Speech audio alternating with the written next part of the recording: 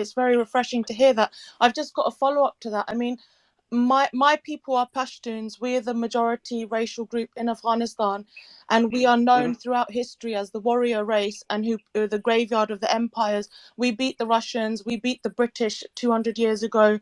The Americans have just left, and we're a very independent people. We have a lot of pride in ourselves. We have a lot of pride in our culture, and we don't like to be dominated by outside powers. We like to live the way we want to live, and I just think that America needs to assess what their government did back then. And I'm not blaming individuals because, like I said, I respect people in the army. I have family who are in the army, back in Pakistan and things like this.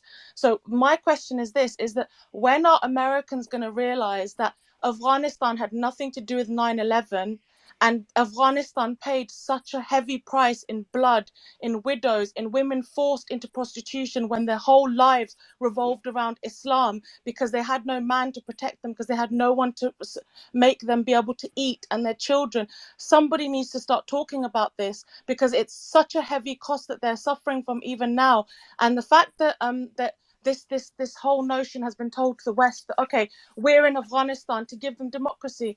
I'm sorry, but that's not what the government's doing. The government is there because there's resources, there's independent people. They want to install democracy. They want to ensure the IMF gives them loans.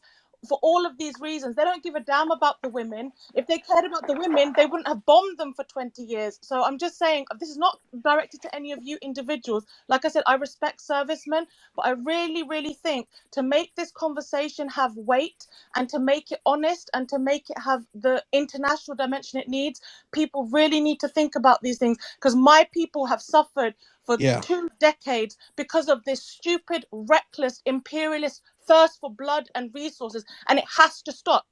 All of this warring has to stop. Even now, there are 16 million people starving in Yemen, whilst the US and the UK and other countries are happily giving them arms and saying, yeah, go and kill these people who are already on their knees and they don't have enough food to eat. There's 400,000 people have died.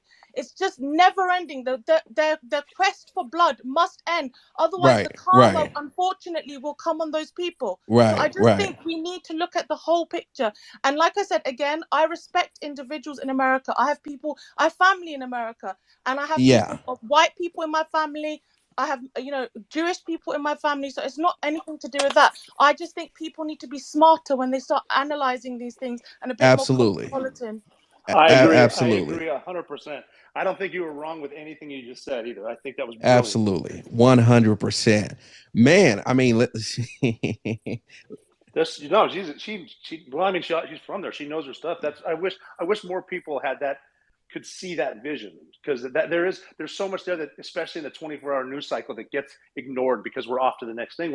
Some of the most generous people I've ever met were Pashtun in Afghanistan, and like I said, breaking bread, riding motorbikes, all that stuff. It's just, when I said that most people are not, they're not fighting against you. It's one thing to say it, another thing to see it. It's like, okay, what are we really doing? And we had good people on the ground at first that were saying, we're not going to come here and just install a democracy we want. So let's just do what we're supposed to do, and then hopefully we can end this. 100%.